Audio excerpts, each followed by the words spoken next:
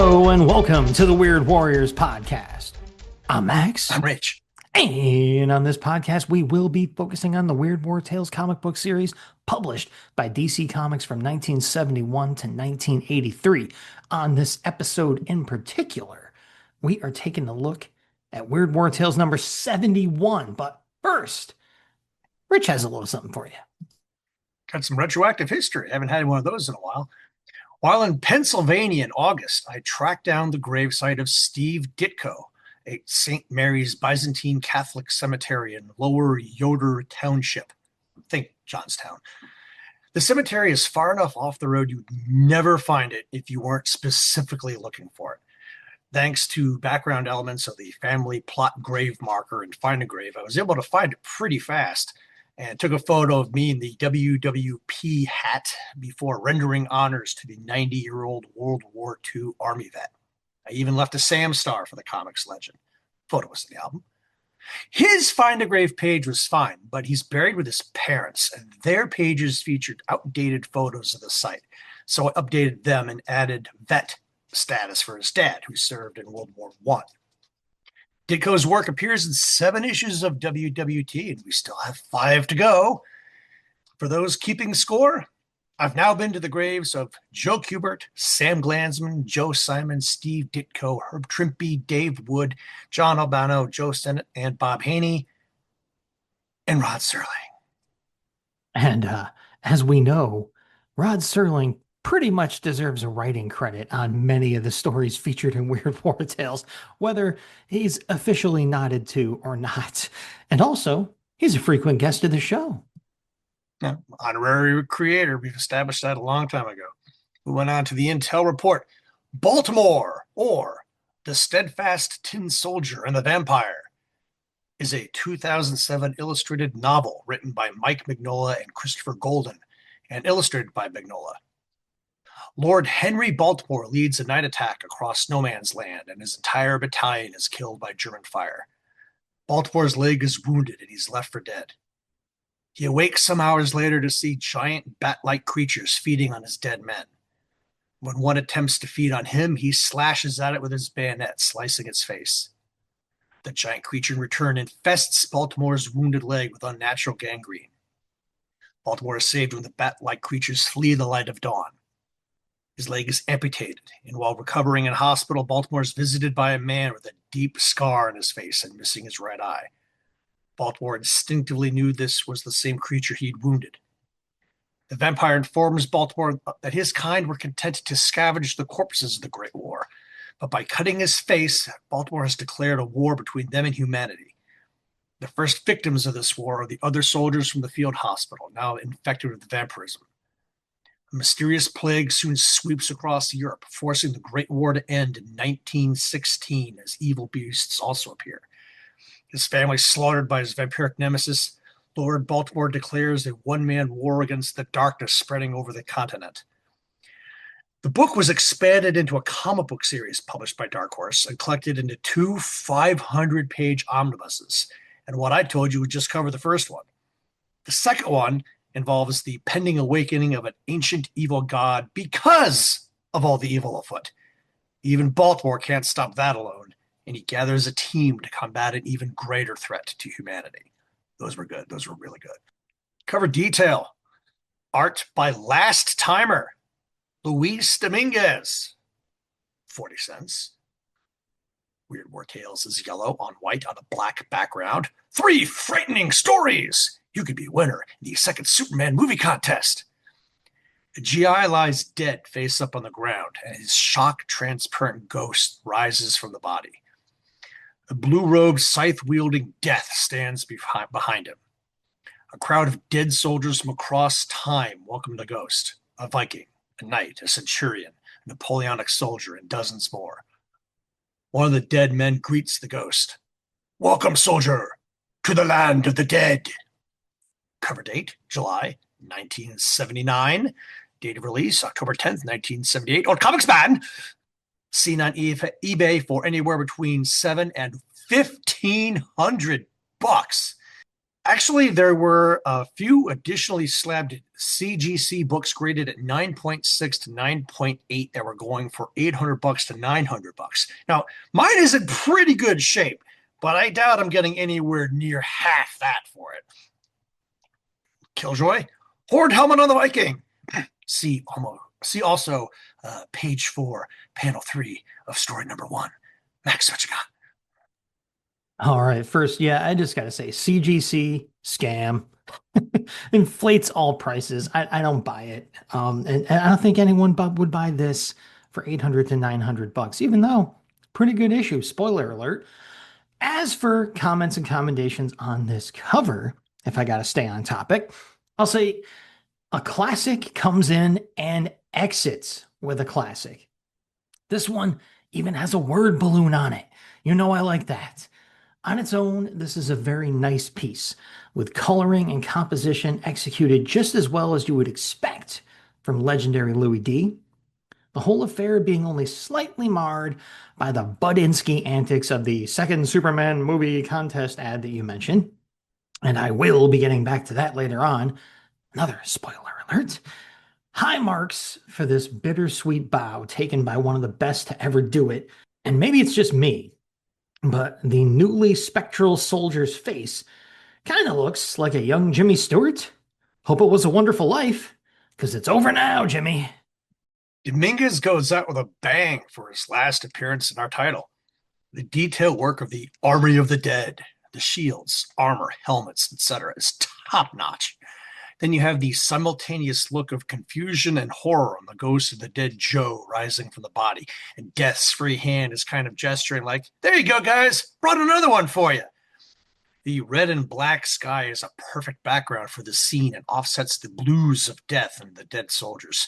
Fare thee well, LD. Ya did good, sir. Moving on. Intro page. Max always loves these. You know that because I tell you every time. Art by Ruben Yandock. Synopsis. A skeletal death wears a U.S. World War II uniform, holding a sword and riding a golden mechanical horse in the desert. He rides next to a column of marching soldiers from multiple eras under a blazing sun. A crusader, a pint-sized spaceman, a Zulu warrior, and U.S. and German World War II soldiers lead the way of a column that disappears into the distance behind them. Death says, Observe a bleak and timeless landscape stretching out across human history. Observe the final march of soldiers unlucky enough to serve a tour of duty in the Weird War. I am their tour guide, and yours, dear reader. I am Death. Killjoy, you're in the desert under a blazing sun. No one has a shadow. Magic. CNC. I've never been a fan of desert scenes, and this does nothing to dissuade me from that sentiment. Everyone looks sad or depressed, which is fitting. You're dead and sweating your ass off under that sun. The eyes of the robo horse look psychotic, and the sun kind of looks like a bloody bullet hole punched through the page. There are lots of intriguing elements here, especially our blue-skinned spaceman wearing a mini cowboy hat inside his space helmet. But I'm going to have to reject this one. I don't know. Maybe it's me. But it seems like Rubini has been missing more than hitting lately. Yeah, I'm not exactly torn about this one, but I do have mildly mixed feelings on it. The background, if you can call it that, as you alluded to, is incredibly lazy, mostly added by the colorist, it seems. It's a fact underlined by our host himself. A bleak landscape indeed. Circling back to the bullet hole sun, it'd be an alternate Soundgarden song in another universe, right? It looks like it's floating in front of one of those barely defined dunes, making it look like a ball of fire just hovering kind of just not that high above the people marching, like a little mini sun following them around. However, as you also said, the procession itself is well rendered, And I especially really loved that aforementioned alien who just sticks out like a sore thumb in the front. He's literally representing the old phrase of putting a hat on a hat. Plus, you get bonus points from me for Robo Unicorn. It's not great at all, but it has a couple of bright spots, so moving on. First up, All the Wars at Once. Kind of sounds like a movie that came out recently, right? 5 pages. Script by Wyatt Guan, aka Martin Pasco. Art by Romeo Tanghal. Jeff Granger didn't want to fight, but he was called, and he fought for his country. Until one day, a huge explosion, and he was thrown out of his war, through a space suddenly blank, as if an immense door had opened into somewhere else. He comes to in a forest, glad to be alive and unharmed. He's confused to hear hoofbeats. Investigating, he witnesses the impossible. Vikings fighting Romans in wartime Germany. The armies collide and he flees. He runs until a vine trips him and he crashes to the ground at the feet of an old bearded man wearing a World War I uniform and holding a walking stick. Where am I? How did I get here? He asks. Were you not killed? No, I see you were not. This has never happened before. You shall come with me. Granger gets to his feet and follows the old man. What is this place? An old soldier's home. Men who died in combat come here. Here all the wars that ever were proceed through eternity without borders of time and space, life and death. They walk across fields until Granger's attention is drawn by a sound in the air. Two planes maneuver in a clumsy minuet of destruction. Neither is equipped to fight the other, and a mid-air collision results. The American is amazed to see the pilots emerge from the blazing wreckage and run off into the trees. They lived through that? No one dies here. They will go on fighting forever. This is hell. War is hell. Everyone knows that. Men go to war anyway. Their deaths here are only as violent as their lives. That's all? There are no distinctions, no just and unjust wars, no soldiers who want to fight and ones who don't? Intentions have no weight here, only actions. Here, when you weary of fighting, you need only drop your weapon to pass into another, more peaceful realm. But very few ever do that. It is how men are. Here war is reduced to its basic element, a violent act by one man against another. The two men crest a hill and gaze down at a sprawling battle. Two armies of mixed lineage from past, present, and future engage each other in full-throated fury. It is simply the expression of every possible form of violence.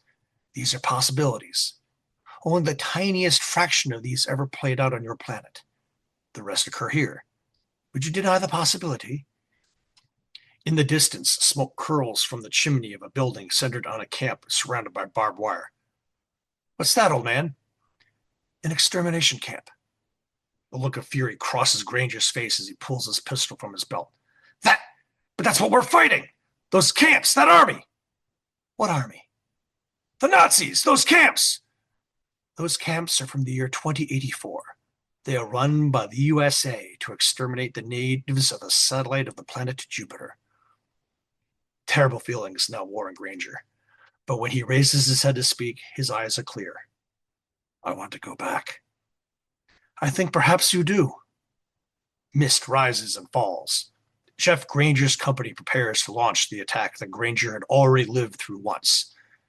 They charge, but without Granger. He drops his weapon and retreats. Later, he is captured and court-martialed. When it was over, a few soldiers in the firing squad commented on the intense look of suffering and weariness on his dead face, as if he had gone through all the wars at once. At the last, he declined the blindfold. Killjoy, History Minute. Page 3, panel 4. Neither of those aircraft is a biplane. A long overdue formal show nod to our pals at the Checkered Past podcast. We were guests on their show for GI Combat 119 quite a while ago at this point, which dealt with the crew of the haunted tank escorting a deserter to be executed. They actually gave us the nickname the Battlin' Bros. I had to do my usual deep dive and found a history minute about executing deserters during World War II, which probably explains why we've never been invited back. Here is said History Minute. Eddie Slovik was the only U.S. World War II serviceman executed for desertion, January 31st, 1945. Many others had been sentenced to death for the charge, but all were commuted. General Dwight Eisenhower ordered Slovik's sentence to be carried out to discourage other deserters during the ongoing Battle of the Bulge. Between 1942 and 1948, the Army executed 147 service members, except Slovik, for the crime of murder and or rape, all but 11 by hanging, the rest by firing squad, including Slovik. 98 of those executed in Europe were later interred in Plot E near the World War I Oise American Cemetery. The plot is hidden by heavy forest and hedges and is not listed in the American Battle Monuments Commission. Visitors are discouraged and can only access the plot by passing through the superintendent's office. No flag is permitted to fly over the cemetery, and the dead are buried with their backs facing the honored dead at the World War I site. The graves are marked by flat white stone markers the size of an index card and are sequentially numbered. A key is needed to know who is buried where. They were all dishonorably discharged from the Army immediately prior to their executions. Slovik's remains were exhumed and returned to the U.S. in 1987 and are now buried near Detroit, Michigan with his wife. As an aside, although colored troops, to use the period phrase, made up only 10% of the segregated Army's numbers, almost 4 times as many black soldiers than white were executed in Europe during the war. The pessimistic historian in me is somehow not surprised. Yeah, that's the kind of good vibes you come to the Weird Warriors podcast for, people. Once again, the reality is usually stranger and grimmer than any of the fiction here on the show and in the real world. So, getting past that cheery bit of a reminiscence, I'll kick off the CNC for our opening story. I'll say Marty Wyatt Guyon Pasco does it again. And Romeo Tanghal doesn't exactly slack off here either. Right away, I like the host and his intro speech, and that splash panel is a great example of how to use empty panels, so to speak, because they are colored and they have a nice effect going on, for a special narrative effect. It's cinematic in a good way, instead of the post-2000s show every frame of a fight scene so the book takes 2 minutes to read kind of way. The info dump given on panel 6 on page 2 makes me think that our boy Granger has ended up in Valhalla. So, for Wotan, indeed. In panel 5 of the next page, though, it's said that no one dies here, which is true of Valhalla, and that those who fall in battle there are resurrected and or made whole after each day's fighting.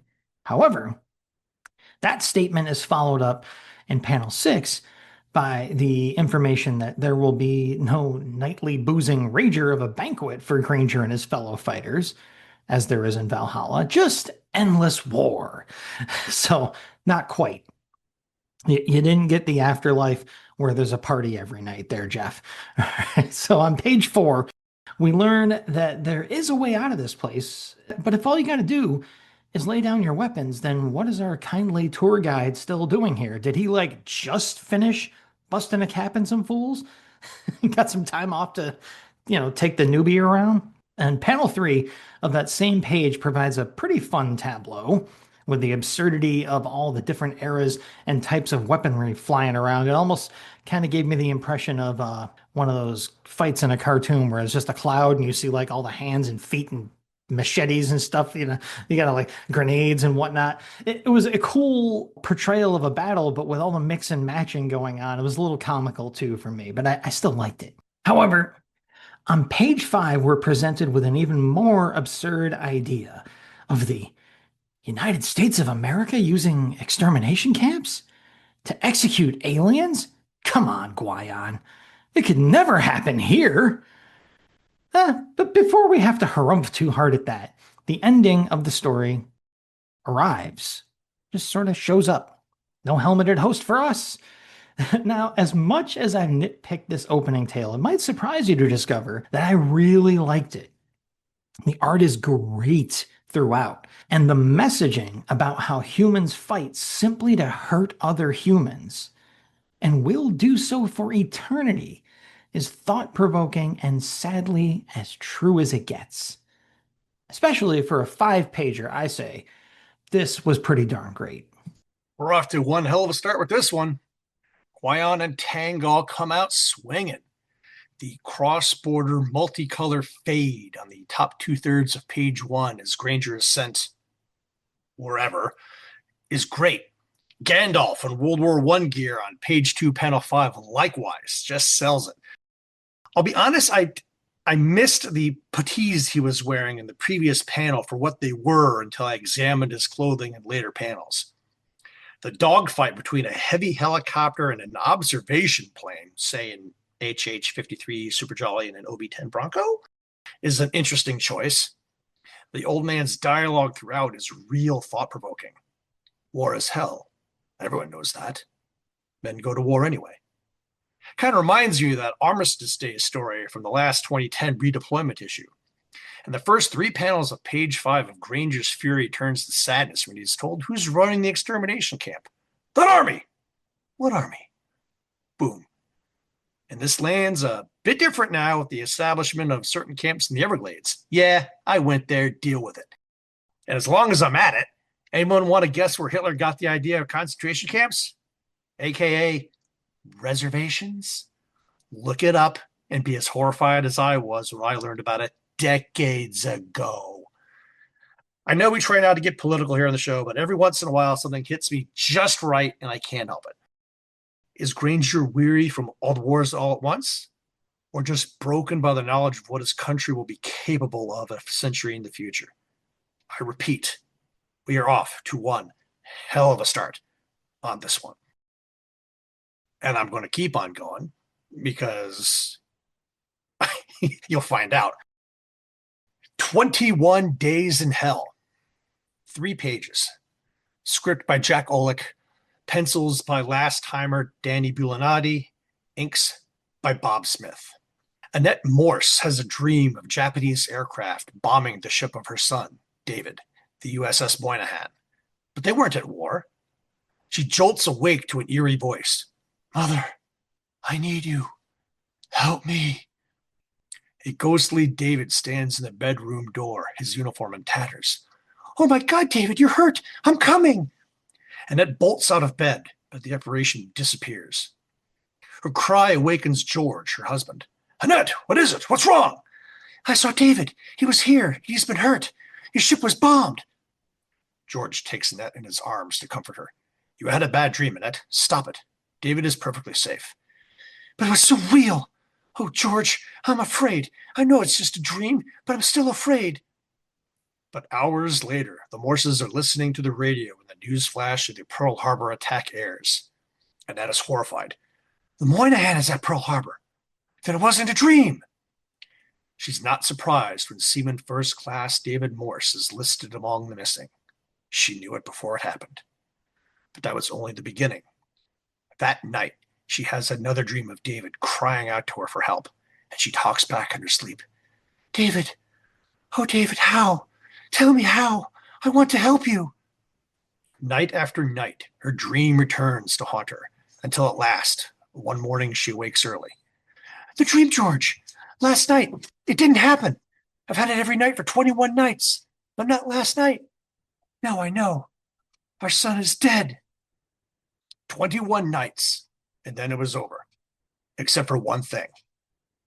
5 years later, December 1946, the Navy had raised the wreck of the Moynihan to the surface and brought it to the docks. These men were veterans, accustomed to death, yet even they blanched when they entered one compartment that had remained bone dry all these years. Poor devils, the chief exclaimed when they discovered 3 skeletons lying on the deck. They must have been caught in here when the chaps hit. I wonder how long they lived before. Another sailor finds the more chilling clue. That one was making another scratch in the bulkhead when he died. He had a watch, so they knew when another day had passed. They marked off the days until the air ran out. Poor guys. One of the skeletons has a bracelet that reads, To my dear son, David Morse, loved mother. You know the story now, don't you? 21 scratches for 21 days and 21 dreams. 21 scratches to prove that truth is always stranger than fiction, especially in the Weird War. Killjoy History Minute. Get comfortable, folks. A callback to WWT 36, the 13th Man. There's no record of a USS Moynihan spelled this way either, but there were two destroyers spelled Monahan. The last, DD-354, got underway during the attack on Pearl Harbor and sank a Japanese midget sub inside the harbor with depth charges. She would earn 12 battle stars during the war in such actions as Coral Sea, Midway, and the Philippine Sea, before foundering in Typhoon Cobra on December 18, 1944. Only 6 members of her crew of 250 were rescued. I don't understand DC's fascination naming ships various spellings of Monahan. Page 3, panel 3. Those skeletons aren't wearing uniforms. What'd they do? Strip naked before they died? Party! Woo!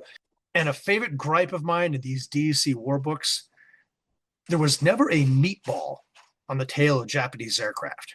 Splash panel, for example. In the story, the Moynihan is raised after World War II, but the big advantage of the shallow waters of Pearl Harbor meant that all but 2 of the sunken vessels were raised and refloated during the war. We all know that the Arizona was destroyed, and the target ship Utah also capsized. Efforts to right Utah, like the Oklahoma, were unsuccessful, and the old ship just wasn't worth the further effort.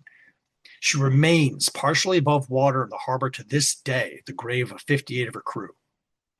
The Oklahoma was righted and refloated, but it was decided the ship was too old and too badly damaged to be worth repairing. She was decommissioned in 1944 and towed back to the States in 1947 for scrapping. But the Hulk and her 2 tugs entered a severe storm 500 miles away from Hawaii, and the old battleship filled with water and sank so quickly she almost took the tugs with her. 1,177 men were killed when the Arizona blew up on December 7th during the Japanese attack on Pearl Harbor. 429 more were lost when the Oklahoma, believed struck by as many as 8 torpedoes, rapidly capsized to port, trapping men below decks. Efforts to rescue them began within minutes of the ship's capsizing and continued into the night. In several cases, rescuing men trapped inside the ship for hours. Julio de Castro, a Hawaiian civilian yard worker, organized a team that saved 32 Oklahoma sailors. This was a particularly tricky operation, as cutting open the hull released trapped air, raising the water levels around entombed men, while cutting in the wrong places could ignite stored fuel. It's very likely some survivors weren't reached in time.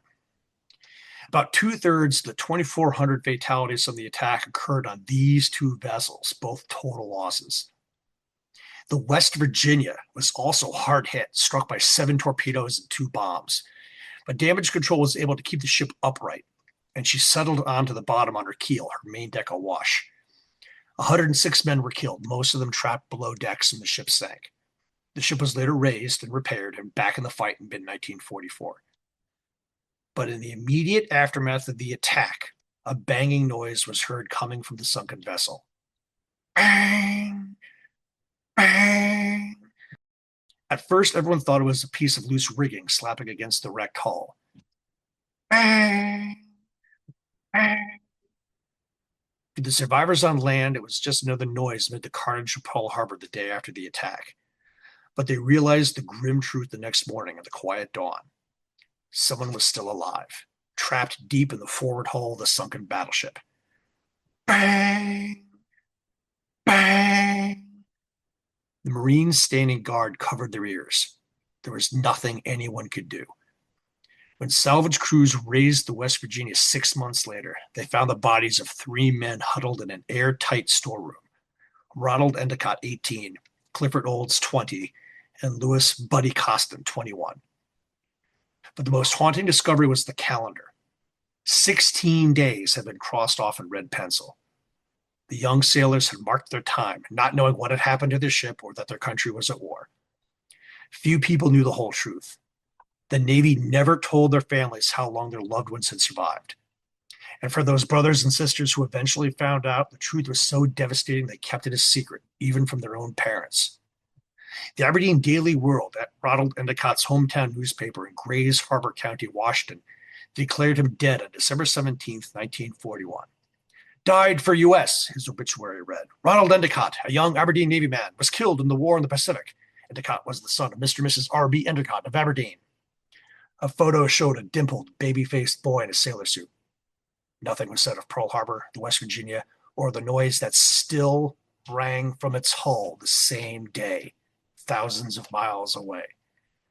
No one wanted guard duty that put him within an earshot of the West Virginia, and especially on quiet nights.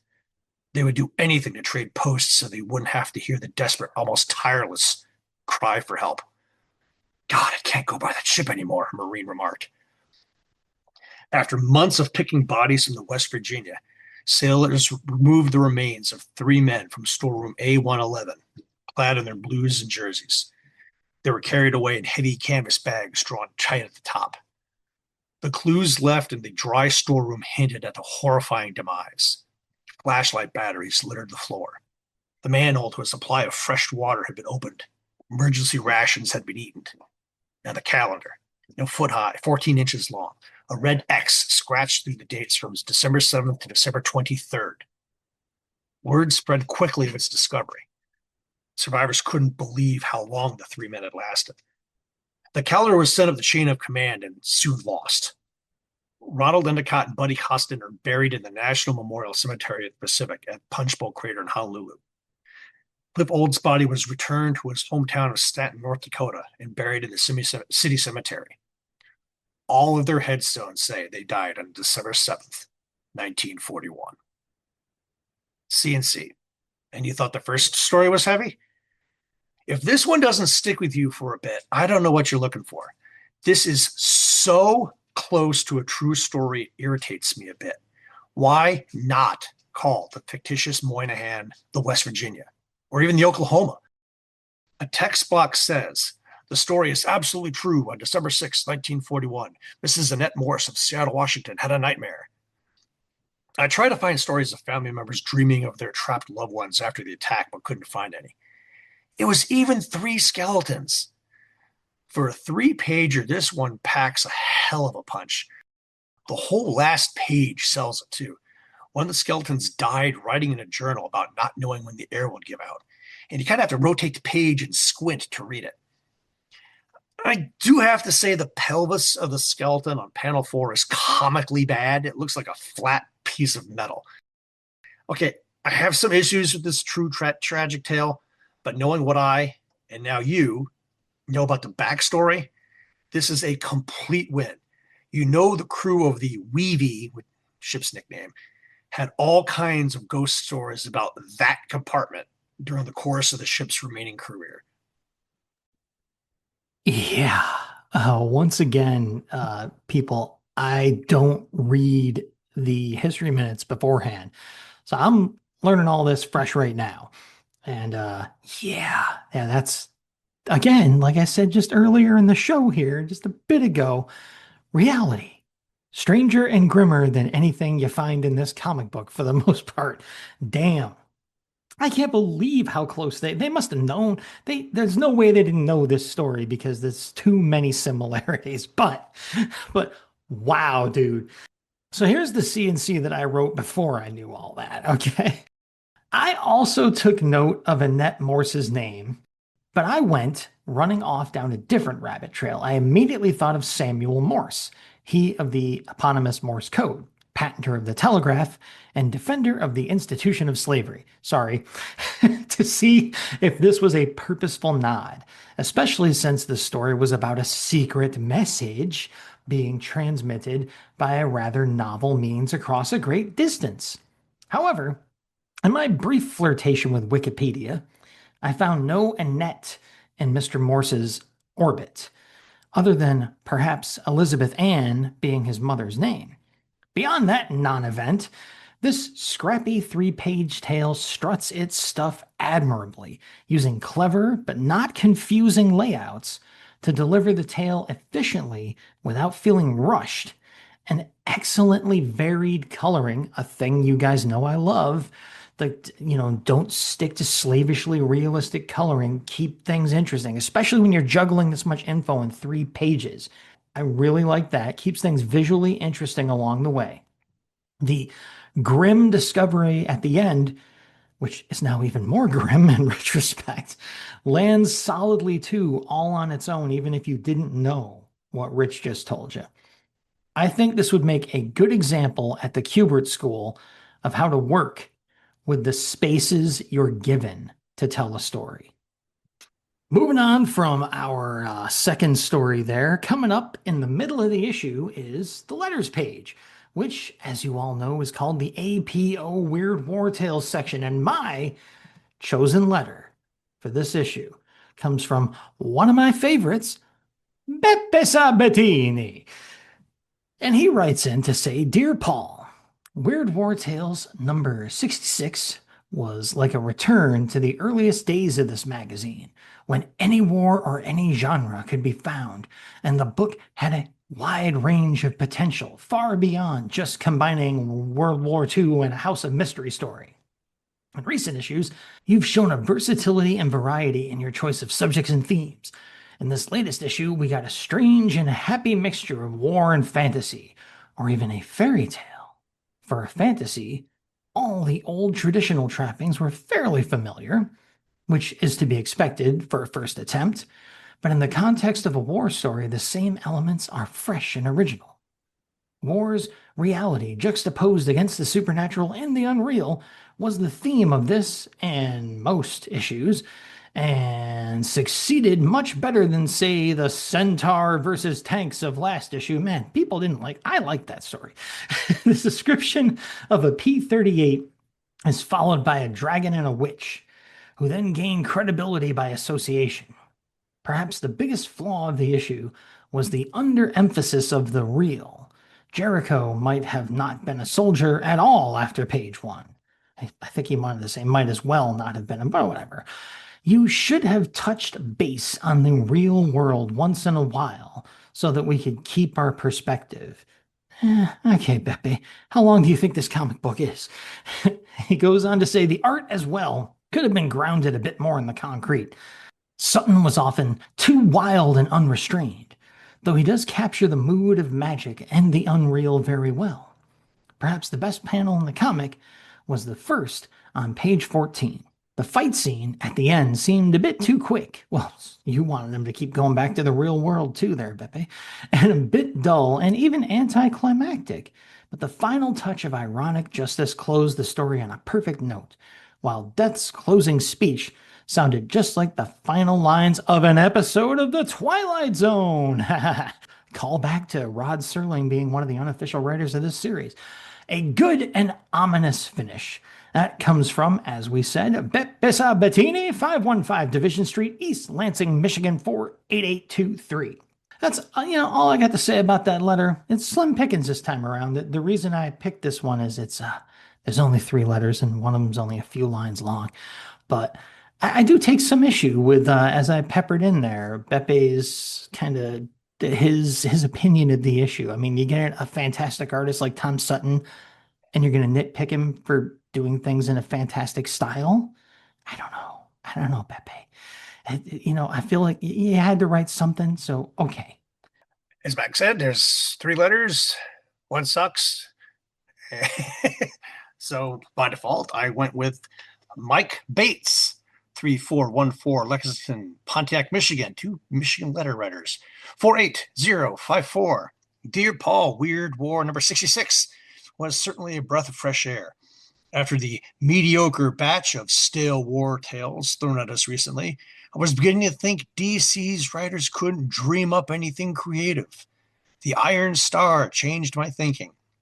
In just 17 short pages, Bob Toomey gave us fantasy, adventure, sword and sorcery, and war action, all beautifully packaged in a most imaginative epic.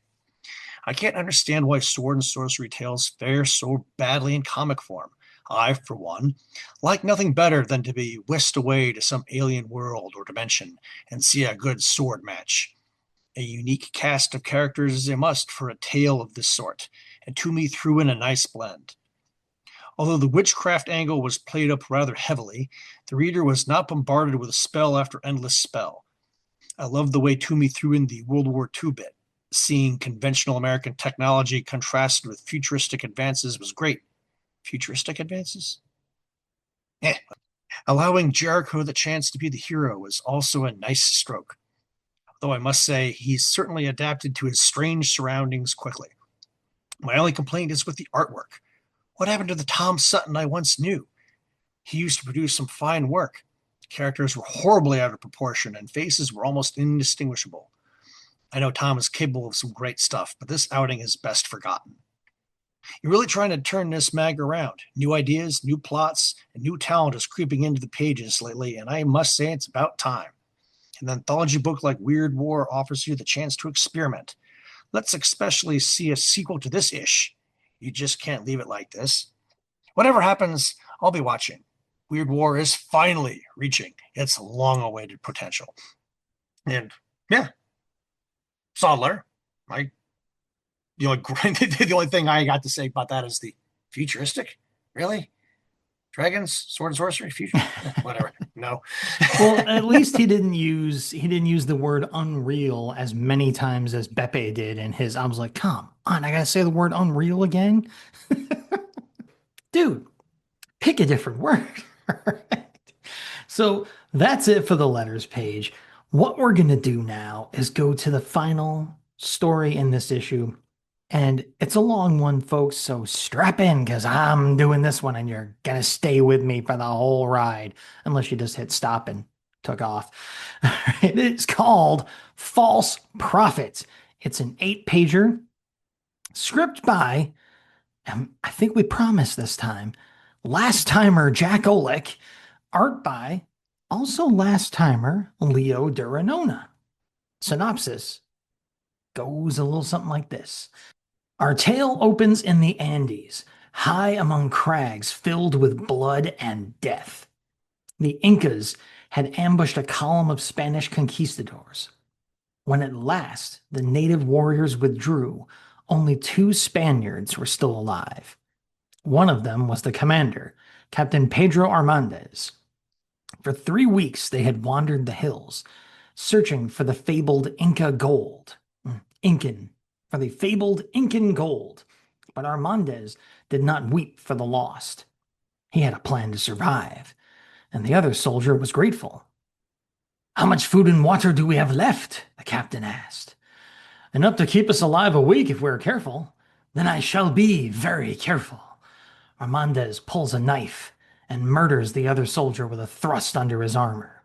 The death cry of a man sends the condors wheeling skyward, and the silence of the ages rules once more, where it has ruled since time began. A speck of humanity struggles onward under the punishing sun, but this country is as heartless as Armandez himself. Choking on his own swollen tongue, the Spaniard finally collapses. Time loses meaning, and only pain remains. Then comes the dream, seen slowly through eyes that have seen hell.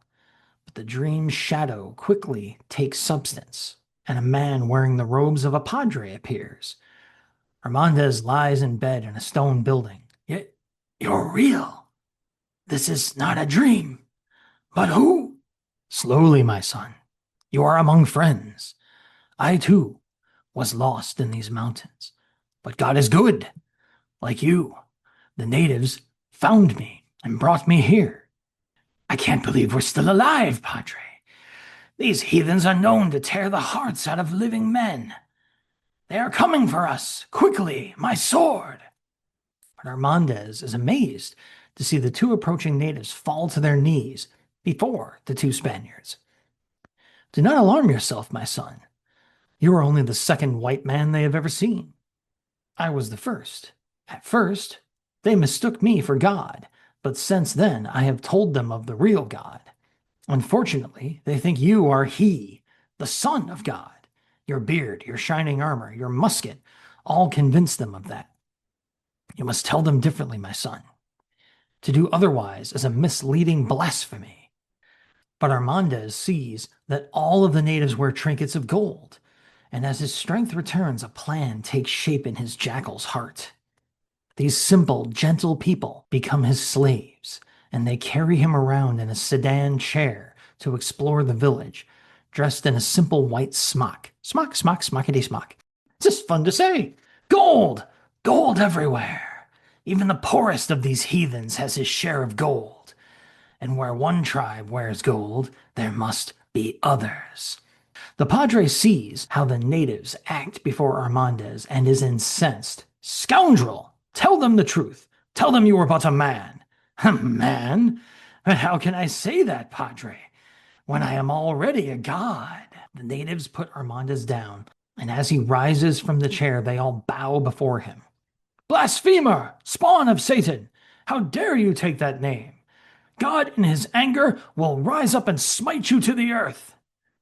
But I am a god. Can you not see the people worship at my feet? They know the truth. And since you deny the truth, I send you to hell. Armandez raises his musket and fires, killing the holy man. You raised your scepter and it thundered, the chief gasped. Its tongue of fire spoke death. Truly, you are a god. So be it. Serve me well, and heaven will be your reward. Hallelujah. And so Armandez sat on a throne meant only for a god. The people collected every bit of the yellow metal they had and brought it to Armandez, but he did not smile. Gold is the metal of the sun I created. Therefore, all this metal belongs to me. Yet other tribes wear gold, the chief protests.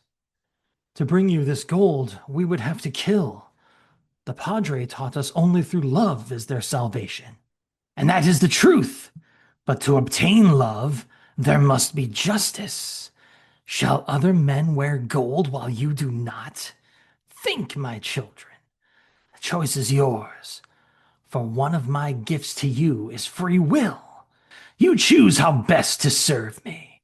It would please me to see a just world. Do you kill to obtain justice? Men have pondered that question since time began. But in the end, one answer remains, the one that will please their new god. In other Inca cities, the fires of war burn brightly, and temples and palaces go up in flames. And on the barren mountain trails leading to the mines, the war goes on. Until, at last, even one as greedy as Pedro Armandez can ask no more. Enough! I have more than enough to live forever like a king. Now it is time to leave. He loads the treasure onto the tribe's domesticated llamas, dresses in his armor, and steals away one night beneath a silver moon without a backward glance. He does not get far before he is discovered. Would you then leave us, my lord? No, never will I leave you, my children. I go to make a short journey, but I will be back. Armandez is surrounded and pulled from his mount. What? Let go of me! How dare you touch your god? Let go! I warn you! Aye, well we know your power, Lord, but we cannot let you go for even a moment. What would our people be without their god? Only the glowering mountains hear what follows, the threats and pleas as Armandez is led away. One thing alone the padre never told us. We dared never ask. Why did the men across the sea nail their god to a cross? But now we know. They wish to keep him with them always. Hug him and squeeze him and call him George. His armor stripped off, they led him up a hill where a cross was erected at the summit, illuminated with blazing torches. No! Please! You must not do this thing! You do not understand! You fools! No man can live upon the cross! I'll die! Against the night-dark sky, the great cross glimmers and terror stabs the heart of the blasphemer. But what are those screams to simple men who know what they do is right, as the cross is laid on the ground and the Spaniard is held down atop it? We know that you will suffer, Lord, and that you will die. But what does that matter to a god? A god never dies if men believe in him, and we believe. So why be afraid? In 3 days, as we were taught, your eyes will open, and you will live again. Armandez's terror is all-consuming as the chieftain grabs a stone hammer and 3 nails and advances towards him. No killjoy for this one, far as we know. And I'll keep yapping and go into my CNC for this story. Okay, what were they serving at the DC Comics commissary when the crew was working on this issue? Yes, I know that's not how they worked, but how about you all work with me for a change, huh? After all, this is the third story in a row where a creative team performs at something near and in this case far beyond their previously established parameters based on their previous appearances in this series.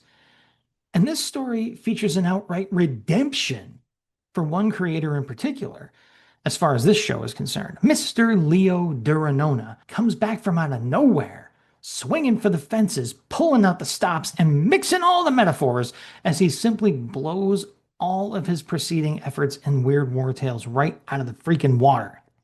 Need proof? Just look at that splash panel. We get an absolutely great logo with gilded letters that tie into the theme of the story, a chillingly well rendered host, and just oodles of oomph put into the scene behind the host, as well as the overall composition of the scene to boot. Leo, you've been holding out on us, man. Page 2 proves that this is no fluke. With clear storytelling, great use of mood coloring, and in panel 5, an excellent example. Again, in this issue, this is the second example of how to use a blank background for effect differently than in the opening story here, but still it's an empty background, but man, it drives home what's happening in it. Panels 1 and 3 on page 3 show off some more moody and even slightly psychedelic flair used simply but effectively. And you know what?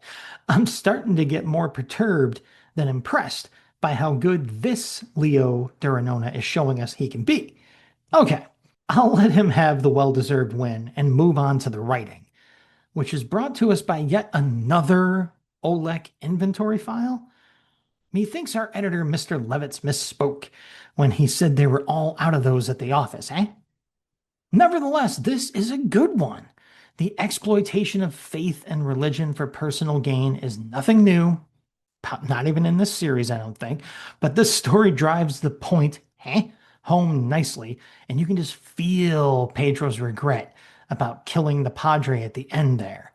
I bet the good father could have interpreted some scripture to help you at least get away with your life there, buddy. Oh well.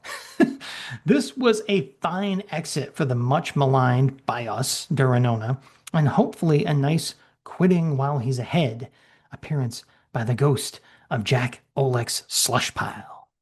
3 for 3 for a god damn it ending. But the beginning first. I have bagged on Leo Duranona pretty consistently throughout his appearances on the show, but I have to admit, I like what I see here. The 3 columns of Incas pouncing on the Spaniards from the rocky passes as a skeletal conquistador death narrates the intro, and panel 1 is gold. Same for the details on the gear of the combatants in the following panel. Page 2, panel 1 gives me those Johnny Quest vibes of those 2 condors overseeing the end of the battle. Shadow of the Condor, 1964. Race gets into a dogfight, the German World War I ace in the Andes. It was awesome. We've seen the greedy conquistador that will kill his own men to either survive or keep all the riches for himself several times in this book, and we see it again here. So by the end of page 2, we know who the bad guy is. I like the coming out of it scene on page 3, panel 3. And page 5, panel 2, where Armandez shoots the Padre is great. You can even see the flare where the flint ignites the powder in the pan. The contrast in colors and details of the kill for justice panel 4, page 6 is great, though the message obviously sucks. Using llamas, not horses, for the escape attempt is a nice bit of attention to detail I probably would have missed. Page 7, panel 3.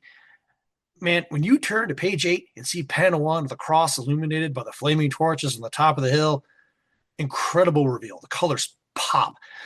And the last panel is the terrified false prophet is laid on the cross as the chief closes in with the hammer and 3 nails. Oof. I really don't want to feel bad for the guy because he earned all of this, but man, Leo comes through huge in the end. And Jack too. Another win. Yeah, I almost forgot to mention because I just thought of it as we were doing the synopsis in our CNC, but that escape scene with the llamas also gave me really big How the Grinch Stole Christmas vibes. It's like, I'm just taking the tree to my workshop to fix it, and I'll bring it right back. It's like, but this one went a little differently. It's like, no, you won't, buddy. You're You're not gonna going leave it right anywhere. here. All right. We're gonna take a look at a little feature that has crept into these issues. It's part of the Daily Planet Extra.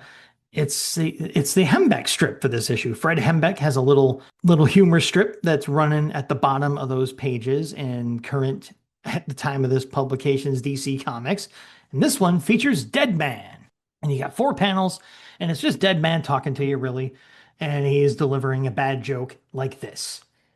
I remember once, a number of years back, when my circus was playing a town in New England. I had just started my act when, what happens? My tights split. All of a sudden, the police are carting me away, and can you believe it? The headline the next day was Boston Brand banned in Boston.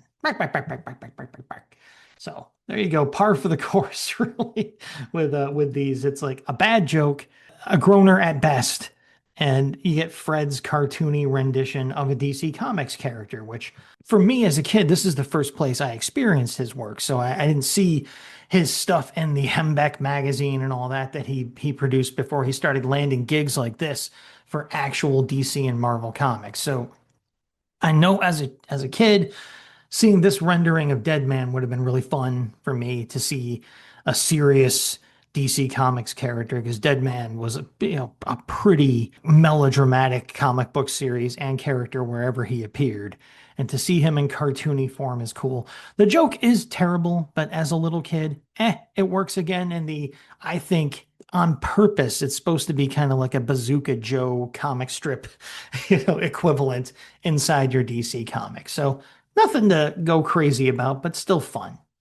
I got nothing to add to that. You pretty I much. mean, they're all kind of going to be the same there Yeah. going forward. And Oh, I still think they deserve recognition because of that. Because, remember, people, comics are for kids. Especially back in the 70s, that was still the major audience. So seeing cartoony versions of your DC Comics heroes telling a dumb joke at the bottom of the extra Daily Planet page, that was fun. And Hembeck's the guy to go to for that. Like, so yeah, I got no problem well, with these. I don't disagree with you at all. I'm just saying Yeah. I've got nothing to add to the Yeah, I breakdown mean, that and you this put is to me it. being a complete hypocrite because man, do I bag on those military humor gags that suck in previous issues. Like I dump all over those, and I'm defending Hembeck to my last breath here just because I really like the guy. So yeah, Well, double standard. spoiler alert. Um, I've just started Yeah. doing the script for next issue, and there's a Hembeck strip in that one, and I have a much deeper dive on that one. That actually Okay. requires a little bit of a history minute, Nice. so something that was going on as far as advertising is concerned in 1978, 1979. So I was like, that sounds kind of familiar. Flip, flip, flip. Oh yeah, that was going on. So you'll see next time, Oh, folks. You'll see good. next So I can put down my lance and stop trying to, puff up Hembeck and like put my finger in the air and say, actually, you can actually do some of the defending on that one or make something out of it. Nice.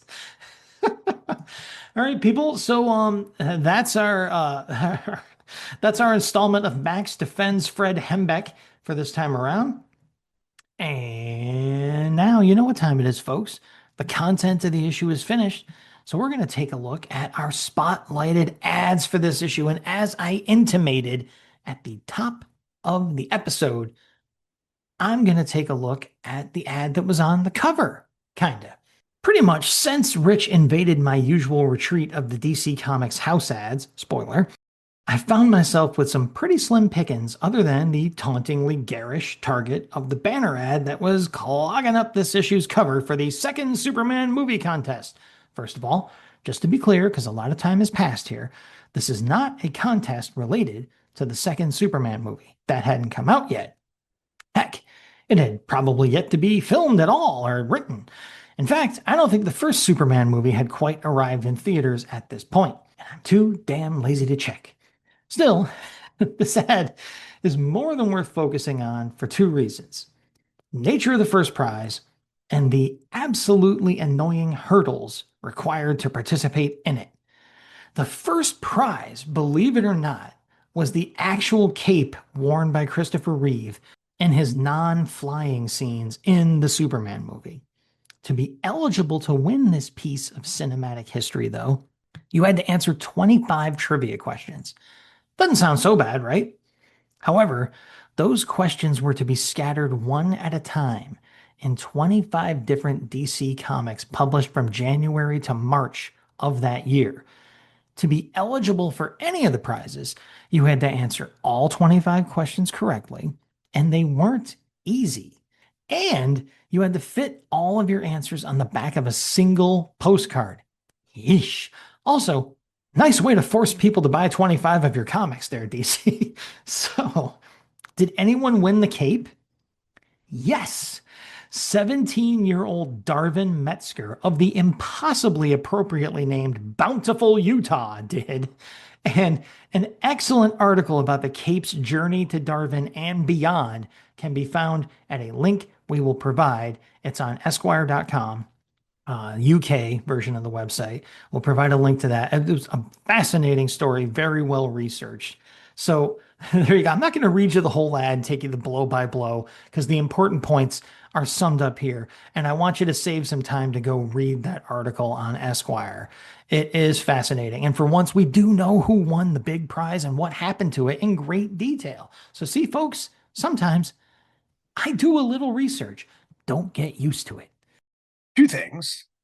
A, I did the research for Max. Superman was released in December of 1978.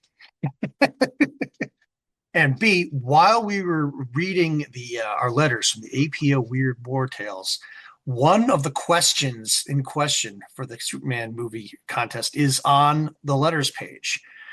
Question number 5.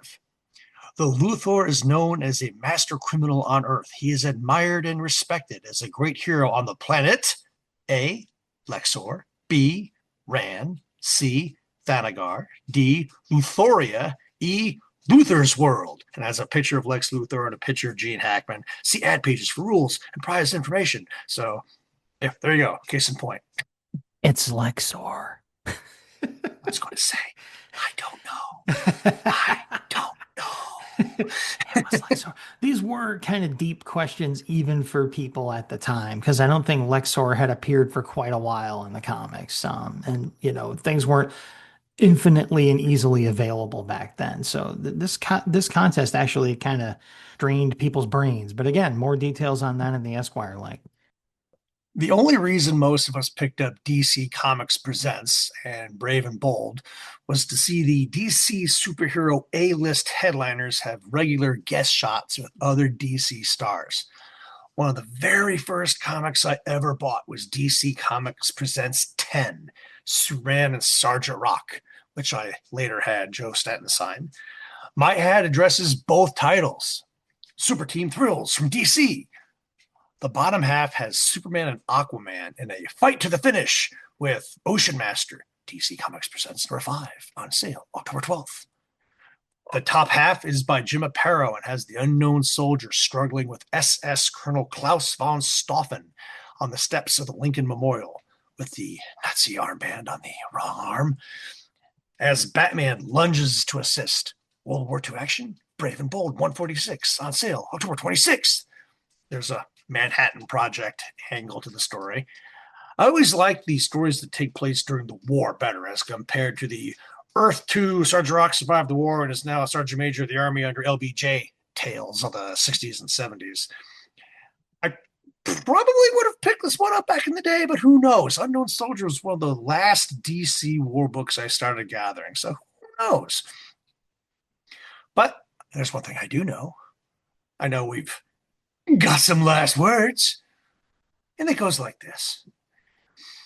If you want a full, often grim account of what it was like during the salvage operations of the fleet after the Pearl Harbor attack, read Resurrection by Daniel Magnuson.